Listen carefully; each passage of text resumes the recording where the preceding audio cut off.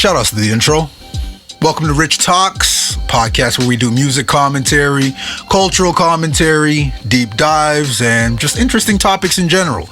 I'm your host, Ankh, aka Ree. Now let's get into it. I didn't want to be the one to say it, but honestly, there is nothing good about drill music. At some point, we all have to really come to grips with that. Because, statistically speaking, drill rap sometimes honestly feels like the concept of mutually assured destruction. In a way it's like, you kill my people, I kill your people, and we all die for no reason. You know what I mean?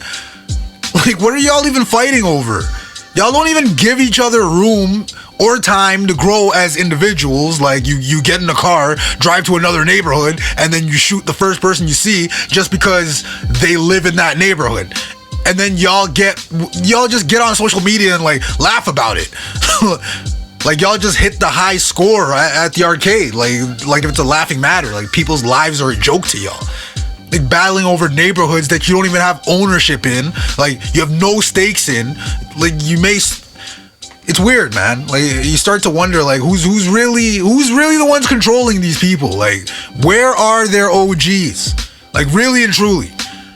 It's crazy, man. These past 4 years it's kind of seemed like it's been a even more dangerous time to be a rapper, but at the same time, it's these people don't actually learn from these people that are long deceased now.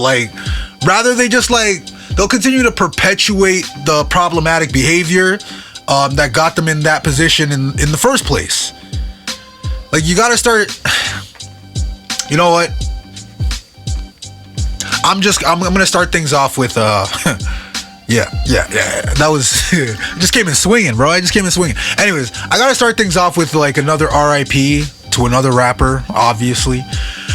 Julio Fulio, Jacksonville rapper who was most known for basically his beefs with fellow Jacksonville rapper Young Ace.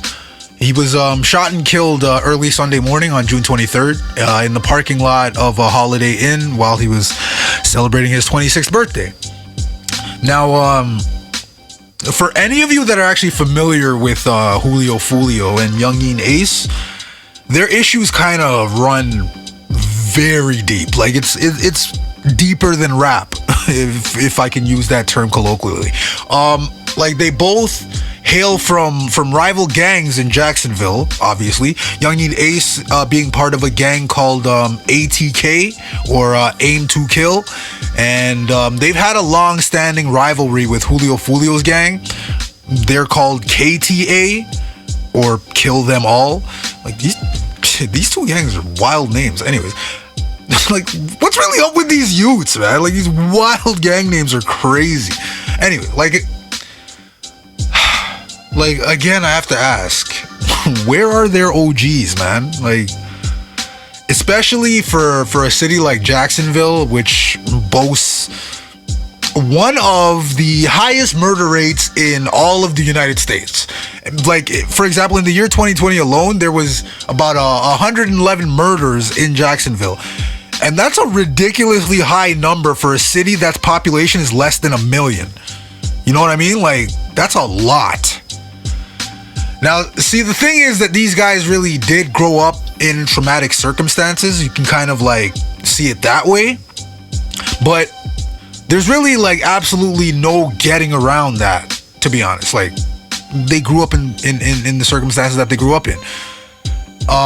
Example, in Young Ace's case, he's one of 11 children, and when he was young, his father was arrested and locked up on a 15-year prison sentence. And due to the fact that his mother would struggle to make ends meet for 11 kids, jeez, Ace would end up bouncing around between different relatives' houses, but unfortunately couldn't find a place to really settle and grow for very long because as his family was basically, but it's weird because his family was basically getting constantly evicted from where they were staying, but you can kind of see why. Like 11 mouths to feed. I don't know if it's like a landlord situation type of thing. Like, yo, we're not trying to have 12 people in the house type of thing. Like, you know, like it doesn't matter what the circumstances are, like, because 11 people, that's a lot, fam. Like, and the fact that you can't really, like, you can't plant your roots anywhere for a long period of time, you know, like you're never long enough anywhere to actually be able to plant roots, you know, like it's a nomadic existence. It's kind of hard to find that solace, you know, to find that that belonging, if you will. Anyways, although Ace actually did have at least one strong positive male role model in his life, I should say, male role model. Briefly, however brief, it's still a positive male role model, right? His uncle basically became the head of the family after his dad was locked up, and things definitely could have gone in a different route for this young man if his uncle survived. But unfortunately, his uncle passed away when Ace was like only 13 years old. And after the passing of his uncle, Ace found that making music was like his best outlet for him to express himself and his thoughts. And unfortunately, this was also at a very crucial time in his life, as he was also basically getting sucked into the street life at the same time, like around the age of 13, 14 years old, you know? And you see, the really crazy thing that a lot of us actually fail to realize or even think about in such a context is that the fact that some of these older dudes in the hood that are quote unquote OGs to these younger guys are actually predators, man. Like, but I don't mean like predators in the sexual manner, although it can definitely be argued that some of them actually are and were predators in the sexual manner. But that's a different discussion. When I say they're predators, it's more the fact that like these people will coerce and manipulate children. Yes, I say children because some of these so-called shooters are as young as like 10 or 12 years old. Like, listen, if you think about it on that level, like what makes these guys any different from the militiamen in the Congo that raided villages and kidnapped children, gave them drugs like khat, which is like I think it's some kind of hallucinogen mixed with gunpowder. I don't know, like, yeah. I think it was like cocaine mixed with gunpowder or something. It's called khat or something. Anyways, they gave it to like, they would kidnap the kids and then ply them with these drugs that kind of like dull their senses and their ability to actually reason. Well, I mean, they're already kids. They already lack the ability to reason at the time, but like it dulls their senses, and then they send them out to these villages and be like, yo, shoot up all these people and we'll give you a soccer ball to play with. You know what I mean? Like, because they're still kids. But like a child is easily influenced by those older than them, right? And as children, we were actually conditioned to follow the rules or teachings of those older than us, and we lacked the ability to reason, like we lacked the knowledge. But some of these OGs, if you will, like they don't have fully developed frontal lobes either. Like some of these so-called OGs are like, if you think about it, like some of the current OGs aren't even old enough to in the old school way you would consider them OGs, right? Because like if we're talking about referring to OGs of the 90s or early 2000s era, where it was actually like feared and respected individuals that happened to like live through and suffered through like a life of paranoia, somehow made it past the age of 30 years old, made it past the age of 40 years old. Like, where are those OGs? You know, because those are the ones that actually instilled rules in these younger generations. Like there was actual rules, like women and children off limits, like there are actual laws, like you don't touch civilians, like leave the civilians alone. But nowadays, the thing you see and hear about these new young thugs are like they're very like nihilistic in their thinking. Like to them, nothing really matters. It's almost like they take the oh, tomorrow isn't promised quote to heart. Like, you know what I mean? But then again, it can also be said that like a lot of them aren't even living long enough for their frontal lobes to even develop enough so that, you know, like, so they're really just grown-ass kids trying to continue the cycle by recruiting other kids into that lifestyle, you know? You know, this is all like kind of reminiscent of Tupac's Thug Life acronym. Remember the T.H.U.G.L.I.F.E, the acronym that Tupac created? Basically, it means the hate you give lil infants fucks everyone. T.H.U.G.L.I.F.E. The hate you give lil infants fucks everyone. And it really is a cycle because like trauma begets more trauma, like hurt people will hurt people, misery loves company, and all the other ways we can find to essentially say the same thing over and over again, right? Like actually I was listening to a song by Ransom the other day, and it was one of his bars he dropped on there, I think like perfectly explains the mentality of some of these kids. At least to me it explains it. Like, what was the bar? He went a violent felon that was cursed with stardom, screaming life's a bitch so fuck the world, that's how you birth the problem. Think about that. He said a violent felon that was cursed with stardom, screaming life's a bitch so fuck the world, that's how you birthed a problem.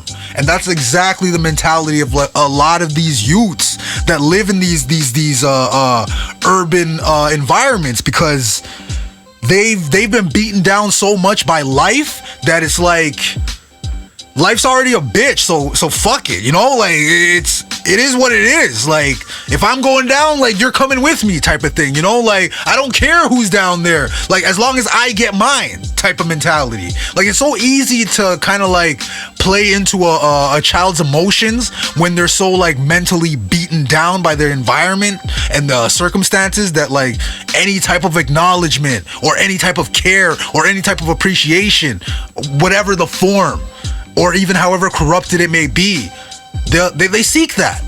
They seek that, and that's where the predators come in. You know what I'm saying? Anyways, back to Julio Fulio, or better known as just Fulio, guys. He had a fairly similar upbringing to Youngin Ace, in terms of like traumatic environments and the mental health effects that it has on like young kids growing up in high risk neighborhoods. He also like joined the street life as well around the age of 13 or 14. So like a lot of parallels with the kids that growing up in Jacksonville. It seems like they jump off the porch like very early in life. 13 or 14, and then y'all just like perpetuate this shit because like you guys end up having children when you aren't even ready to have children, and then it continues the cycle because you don't even stay in your child's life long enough, whether either you die, you go to jail, or you're just a deadbeat because you didn't have that that role model to show you how to actually be a proper parent, you know? And it just like it's the self-perpetuating cycle here. Anyways, Fulio had like experienced so much trauma at an early age that he dropped out of school in the 9th grade. Like he basically failed his first year in the 9th grade, so like he was supposed to like repeat, and on his attempt to like basically repeat that semester, he got shot in the leg like getting off of a school bus. Like, and the story behind that is kind of crazy and it's also kind of familiar if you think, because like basically he'd gotten shot because he had hopped on Facebook or IG or whatever, like social media, dissing someone from like a rival neighborhood who had basically just passed like maybe a day before, and ironically that person died while getting off of a school bus. So it's like, holy crap.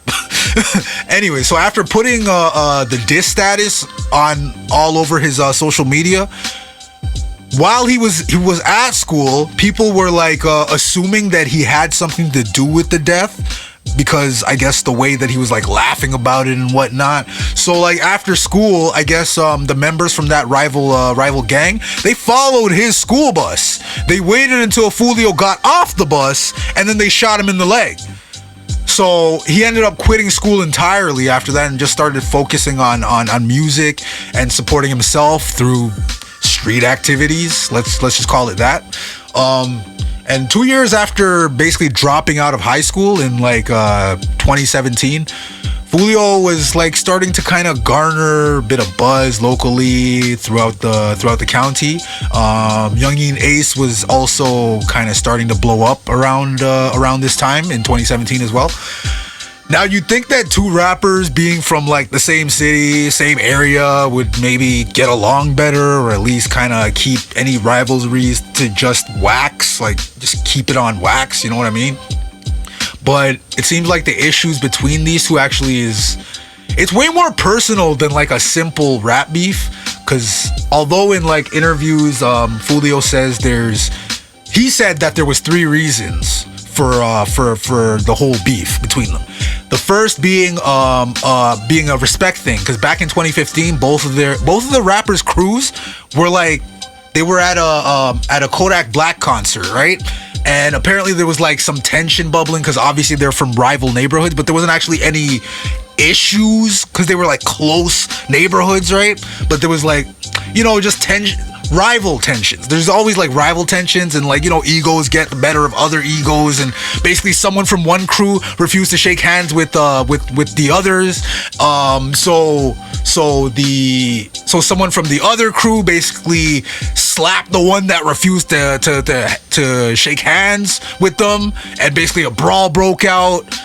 So there was that. That was the first thing, disrespect, right? The second thing was just them being from rival neighborhoods.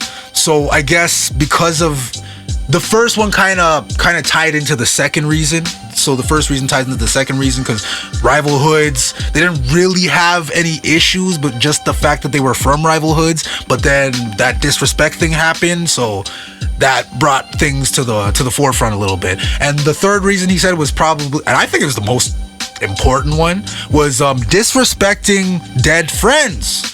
Like, this is like a staple of drill rappers. Like, they go on, they'll diss their opposition's deceased family members or friends and whatever, and then they'll laugh about it on social media. They'll make jokes about it. They'll make songs about it, hit songs. Like, when you do that, there's really like no coming back from that. Like, you got to think about it this way. When you were younger in your younger days, you probably did and said some stuff that you would want to take back now, or you have taken it back, or like you've cleared the air with people that you may have had issues with when you were younger, because you've grown and you obviously understand, like, you were younger, you didn't really process things properly back then as you would now, right? But when it's something as permanent as music, as something that viral music that like lives forever across the internet or whatever sphere, across the musical sphere, right? That's a permanent reminder, constantly reminding you that this person is disrespecting your peoples. So I kind of get it, but at the same time, it's like, god damn, guys, like.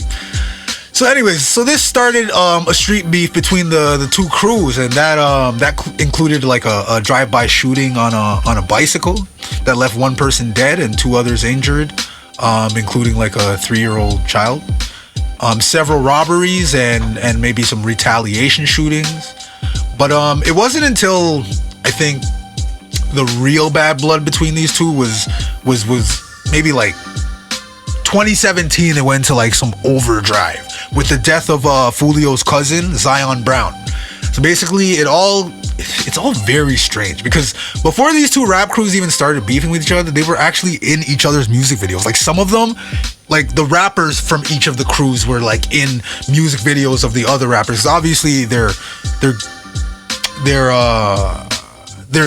street gangs, right? So not everybody in the gang is a rapper, right? There's some of them are rappers, some of them are not. So like the ones who did rap, I guess those are the ones that network more. So they're a little more cool with everyone. So they would kind of show up in rival rappers' music videos, and I guess it wasn't an issue, right? So again, things could have been pieced up kind of, but neighborhood politics kind of plays a role, you know? Yeah, it's just like neighborhood politics. Just a weird concept to me, to be honest. Like all these issues because someone didn't want to shake hands with someone else and whatever. Anyways, so basically a member from ATK threw a brick into a glass window of Zion's house to get inside, right? And while Zion was home alone with his two younger siblings, the ATK member essentially went inside and shot all three of them. Zion and his two younger siblings. They survived, a 16-year-old and a 9-year-old, I believe they were. Zion, who was only 18, unfortunately did not make it. And the shooter was eventually caught and obviously charged with murder and 2 counts of attempted murder. You know what the crazy part is, though?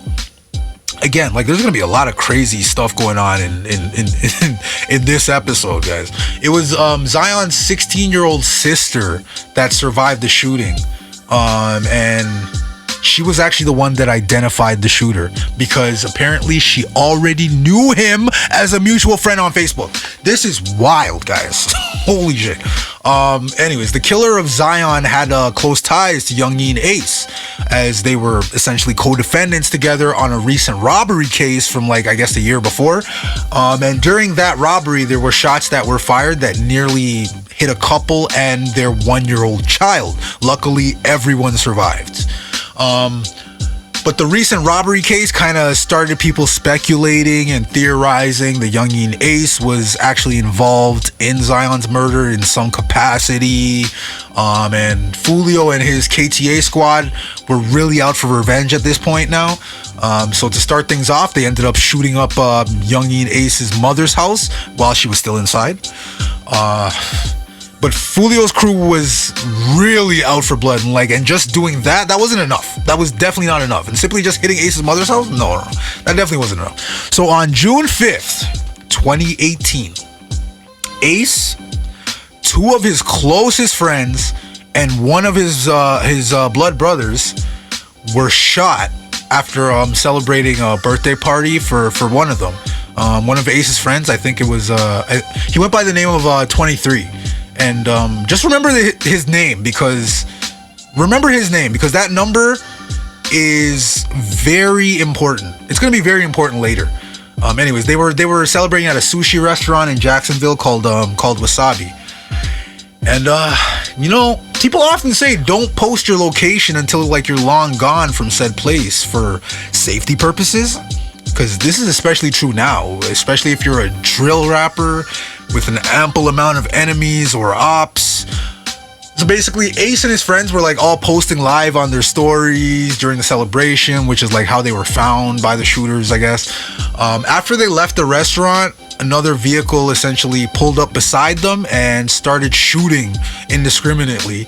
And in an interview with DJ Vlad, Ace actually goes into some details about the incident himself, and he mentions that he actually tried to shield his brother from the bullets, but it wasn't enough, especially considering that Ace himself was hit 8 times.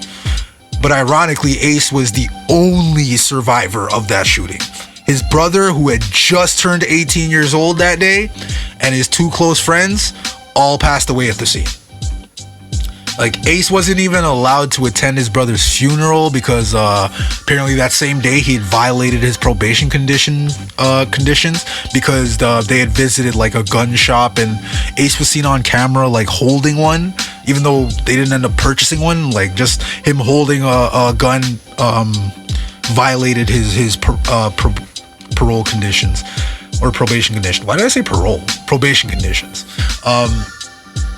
So after the death after the shooting, I should say, Fulio jumped on social media like right away, and he started dissing like immediately on one of the most disrespectful posts I've ever seen in my life.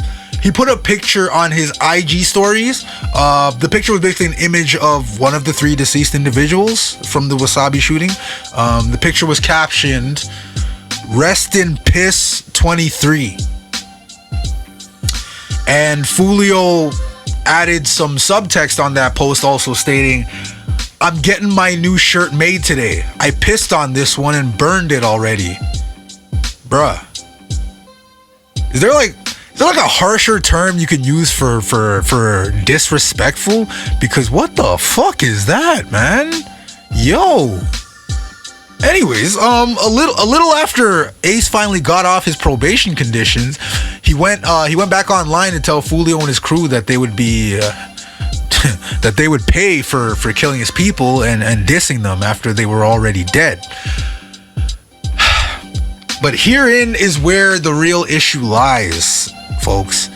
Like, drill rap has literally become synonymous with literally disrespecting the dead, you know? And it's in music and in social media, and as if there aren't consequences to people's actions.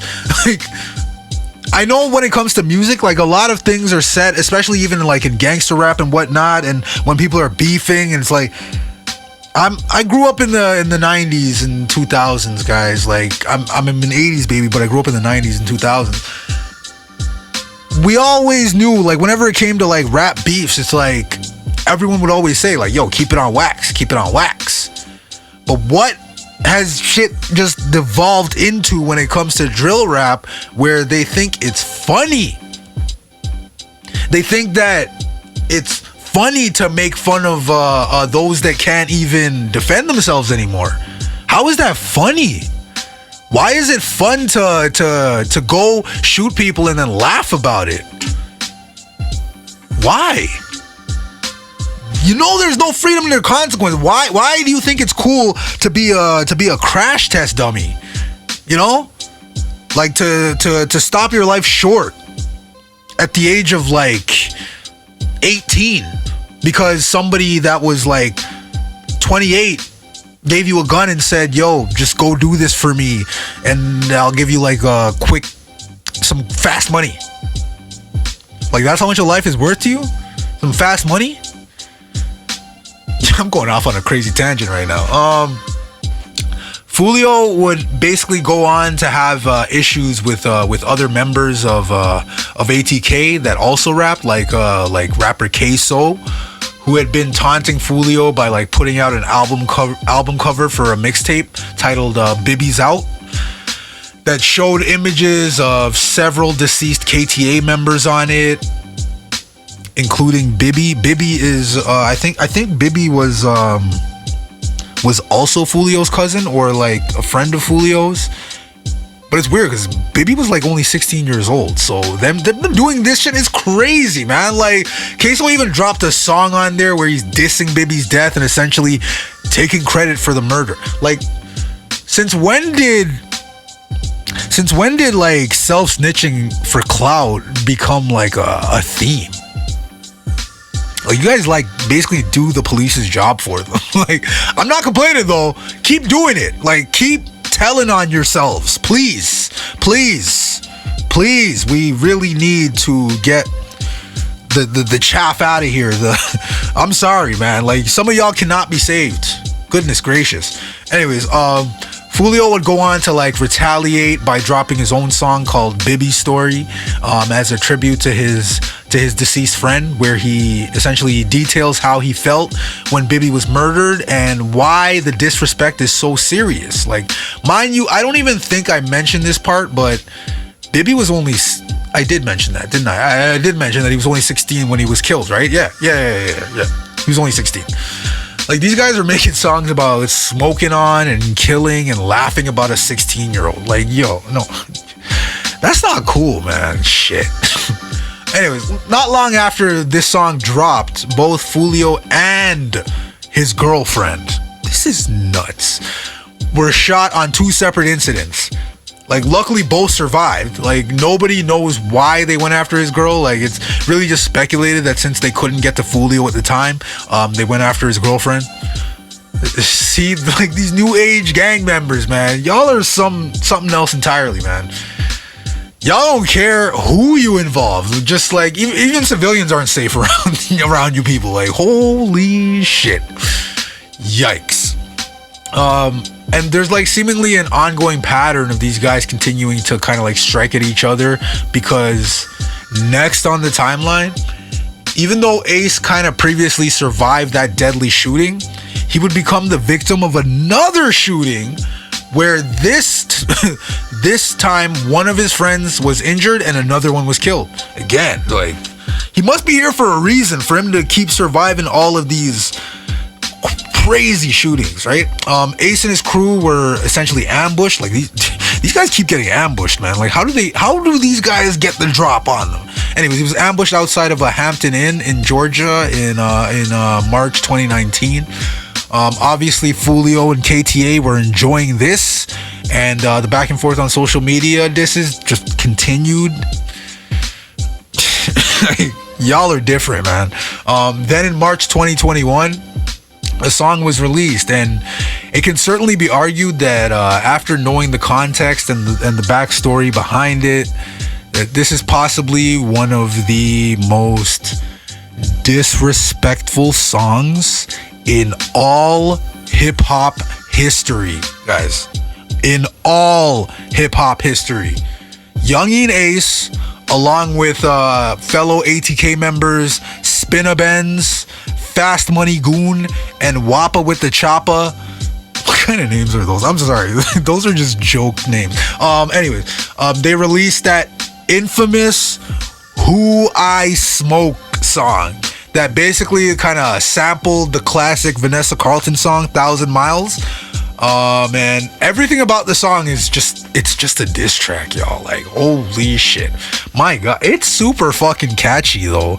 Like, I'm sorry, y'all. I'm only human. Like, when I first heard the song, I thought it was cool. Until, again, get the backstory behind everything, and you're like, holy shit. Like, you actually realize the darker aspect behind the lyrics. And, like, they literally go down a list of random dead members of KTA in the track's chorus, including the 16-year-old I mentioned, Bibby. Like, matter of fact, I think everyone they mentioned in that hook didn't even make it past 21. I could be wrong, though, but still. A good amount of them were relatively young. And for those that don't know, when you hear rappers or people on social media saying they're smoking on someone, it's them implying that they're rolling up the ashes of the deceased person in a blunt and smoking it as the ultimate form of disrespect. Although it's ironic, because back when Tupac passed away, one of the Outlaws, I remember in an interview, made up some weird ass story about how they took some of Tupac's ashes after he was cremated and rolled it in a blunt to honor their fallen friend one last time. And I mean, story-wise, that sounds really cool as a story, but I hope to God they didn't really do that shit, because that is creepy and weird. Ew, man, no. All that shit is weird as hell to me, man. Just leave the dead alone, man. Y'all are nasty. It's disgusting. Anyway, so the back and forth would continue, and Foolio, in response to the Who I Smoke track, dropped his own diss song called When I See You, which samples Fantasia's song by the same name. And that is a great song, Fantasia. Like, why would y'all do this to Fantasia, man? God damn it. Like, listen, there's something really ominous about a person talking about killing their enemies while singing over pop or R&B beats. Like, it's a little bit unnerving. I will say that much. It's just a little bit unnerving. A few months after Foolio dropped When I See You, in November of 2021, he was shot again while getting out of a car. And instead of being thankful for surviving, he decided to hop on social media to taunt his enemies some more, tweeting, "Y'all missed 100 shots. Are you well, sir? They aimed 100 shots at you. You survived, and the first thing you do is hop on social media and taunt them?" Yo, y'all are a different breed. Like, y'all are really a different breed. I will say that much. Because He would basically continue to garner attention on social media, even going as far as having beef with plenty of other rappers, but none ever got to the same threshold as his issues with Young Ace and ATK. Like in October 2023, he was shot again, guys, in the foot in Jacksonville. And this shooting was a little bit ominous because the police said that it appeared the suspects were waiting for him and ambushed him. Yeah, somehow he only got away with a foot shot. And I saw, because I remember he ended up posting, he posted an image of the hole in his foot, and my God, there was a big gaping hole in his foot. Like a literal hole in his foot. Very graphic, but oh my Lord. I would not hop on social media and be like, y'all missed 100 shots? Like, good Lord, bro. Like, no, anyways. Now we get to what happened on June 23rd of 2024. So, remember earlier on in this deep dive where I kind of mentioned the ATK member that passed away on his birthday? His nickname was 23, remember? And I also happened to... and he also happened to die on his birthday, and also happened to be shot with like 3 other people, and only Young Ace survived the shooting. Well, now here's where things get a little stranger. On the 23rd, Foolio was basically out and about celebrating his birthday at an Airbnb. However, about a week prior to that, he had posted on social media that he's planning a June 21st Airbnb pool party and invited his followers to message him for the address. In the same post, he also said that his birthday weekend would continue the next day at a strip club named Teasers. Now, you know, in this 2020 era we live in now, it's no longer a good idea to really share your location, man. Like, if you're some form of high profile individual, whether that's like celebrity or infamy, like ever since that happened, ever since whatever happened to Pop Smoke and PNB Rock, it's like you can't really tell who is a fan and who's a wolf in sheep's clothing trying to end you, right? But anyways, so he ended up getting kicked out of the Airbnb because they had too many people show up. So Foolio and his people decided to try to check in at a Holiday Inn. Meanwhile, also continuing to broadcast his followers where they were going to be. So around 4:40 a.m., cops were called about a shooting at the Holiday Inn and found 2 vehicles that had been shot at. 4 people got hit. 3 survived. 1 died. Think about this. 3 survived. 1 died. The one in question that passed away happened to be Julio Foolio himself. R.I.P. Now, what makes all of this so strange to me is a few things. First and foremost, it was known that Julio Foolio's grandmother was into voodoo. And I'm not surprised, y'all. I'm not sure if his background is Haitian, kind of looks Haitian, but I'm definitely not surprised because it's Florida. There's a lot of Haitians in Florida. Anyway, yo, trust me when I say this, I don't care what you believe or what you don't believe, but when it comes to voodoo, obia, or Santeria, I do not play with that shit. Like, that's one thing I would never want to fuck around with and find out about. Like, no thank you. I'm good, okay? Nah. Like, we don't play with that. But yeah, the reason I mention that is because how is it that Foolio's shooting was nearly identical to Young Ace's shooting that almost killed him? However, in this instance, the roles kind of were reversed, and instead of 3 people dying and 1 person surviving, 3 survived and 1 died. And it also happened during a birthday celebration. And it also happened to revolve around the number 23. Bruh. That's too many coincidences to all happen at once. But yeah, man. R.I.P. to Julio Fulio, man. Like, I personally didn't like consume his music because it's not for me, and also there's just nothing positive to garner from your music, unfortunately. But still, R.I.P. to him, man. Like, it's always sad when a life is taken too soon. However it was that they lived that life, you know. Now moving on to other news. Did y'all see the footage of Rick Ross getting sucker punched in Vancouver? Bro, the internet is super quick to say that it must have been like some OVO goons, but I don't think that's exactly the case.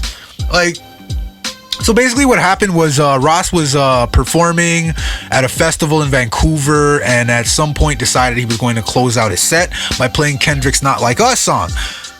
Which seemingly did not go over well with several people in the crowd, who went over to confront Ross and his DJ about it. And from the footage, you can see like a lot of words were exchanged, and at some point you kind of hear somebody said, "I know MMA." Like, I'm not even gonna lie, I heard somebody say, "I know MMA." It was pretty funny. It made me chuckle.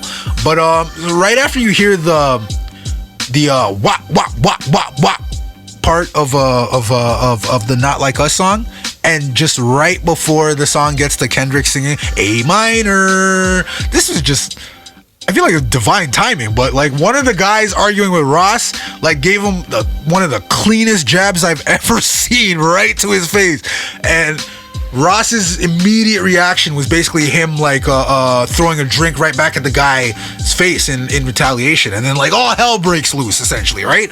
Like, Ross kind of backs off a little bit. His gigantic security guard, or bodyguard, sorry, starts moving people back until he like loses his footing a little bit and falls to the ground. He gets swarmed. Like, actually, at one point you see a random guy give the bodyguard like a clean kick to the face, but the bodyguard didn't even like fall to the ground.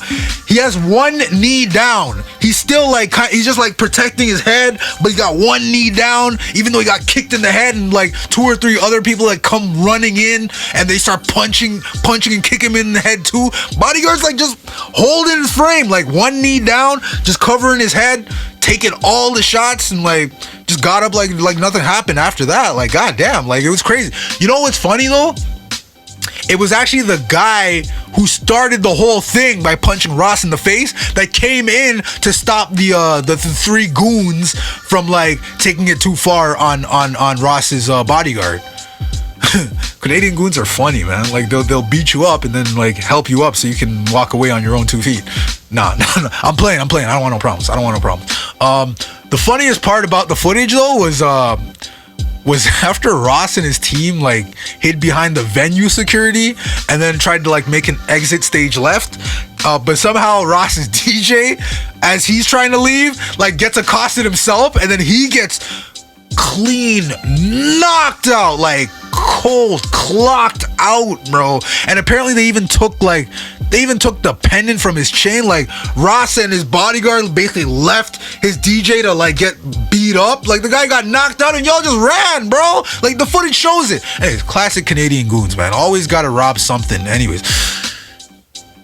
I'm gonna leave that alone. So the internet was made to believe that Drake's OVO goons were the ones behind all this, but if you're really looking at it from different angles of the fight footage, you kind of actually clearly see rapper Mercules, shout outs to Mercules, standing next to the guy who punched Rick Ross. And actually later on you see Mercules in photos with the same guy that punched Rick Ross. So, and also allegedly this guy who punched Ross is also like a Hell's Angels prospect out in Vancouver.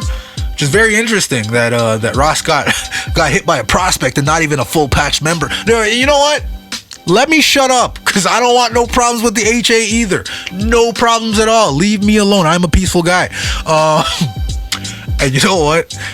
Okay, an argument can even be made that someone like Ross also kind of helped perpetuate the destructiveness behind drill music in a way, because he himself as a rapper kind of took on the persona of an individual who did not live the most righteous life, like an individual that, whether it was intentional or inadvertent, helped spread the chaos that exists within our urban neighborhoods. Like Rick Ross is y'all know the show Snowfall, right? Like, you know how Snowfall is based on the life of Freeway Ricky Ross. Well, Damson Idris plays he acts in the role of a young Freeway Ricky Ross, correct? Well, Rick Ross is essentially the rap version of what Damson Idris is doing. Like he's a rap actor making music about, like, based around the life of Freeway Ricky Ross. You know what? I'm getting too deep into this. That's a story for another time. I'll do a deep dive on Rick Ross, and maybe we'll do that. Cause yeah. That's a story for another time. I've been talking way too fucking long. And plus, like, I just been saying, like, way too much morbid discussion in this episode. Like, man, like, you know, I'm gonna go light some sage or something. Maybe light some Palo Santo. Like, I need to cleanse my spirit after all of this. Like, way too much death talk. Sorry, no. And oh yeah, one last thing before I go. If you're interested in winning some free merch, then please follow me on Instagram at richtalks_media. I'm gonna have the contest details coming up very soon in the next few weeks. And that's all for today, y'all. Salute to the outro.